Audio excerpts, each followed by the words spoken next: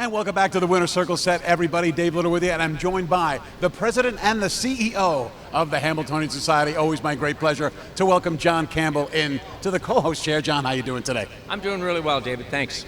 You have a great crowd here today on Hamiltonian Day. Pleased with the turnout? Yeah, absolutely. We're just returning to full capacity. I didn't expect it to be, a record crowd, but it's a really good crowd. Inside is absolutely packed. I think we're going to have a fantastic day of racing. The bet is really going extremely well, so I couldn't be happier with the way the day's going. Yeah, it seems to me that the crowds really finally now are starting to draw some momentum with the pandemic finally easing its grip, and it's lending itself to more crowds at the track and hopefully more on-track business.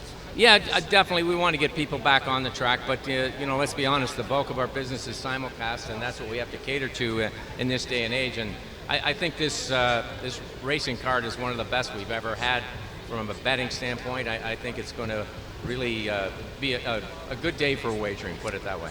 I was checking my records, and I see that the last time a driver won consecutive Hamiltonians was 1987 and 1988, which were the first two victories for this guy right here, Mac Lobel and Ombro Goal. But you have a special place in your heart for Mac Lobel, don't you? I certainly do, Dave. It was my first Hamiltonian, and he's the greatest horse that I was able to drive, and it's an easy decision for me to say that. Right.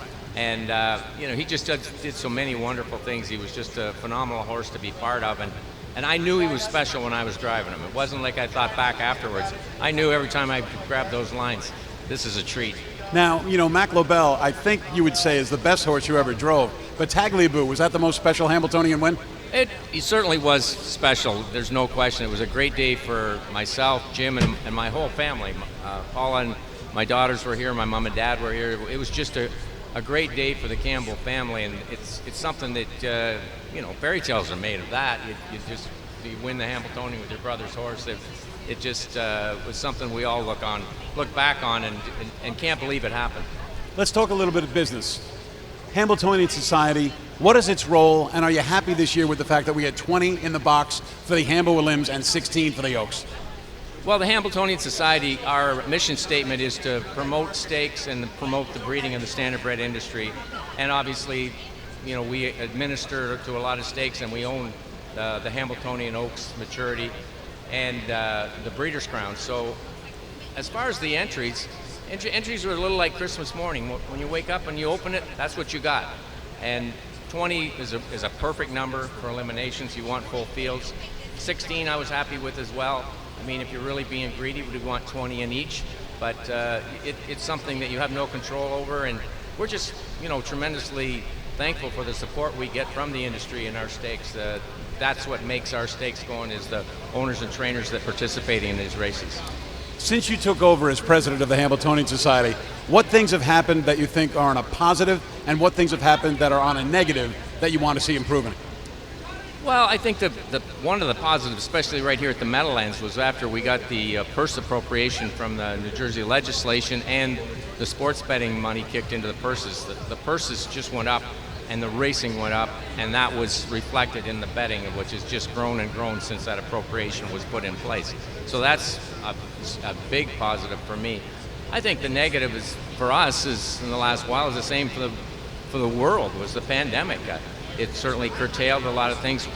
Our business was very fortunate in that we got back racing, even though we didn't have fans because of the simulcast market. There was businesses that were closed for a year and a half, and we're able to avoid that. But it certainly was compromising to every aspect of owning, training, and racing the pandemic. How can harness racing, John, get back to being self-sufficient and not have to rely on alternate forms of revenue streams?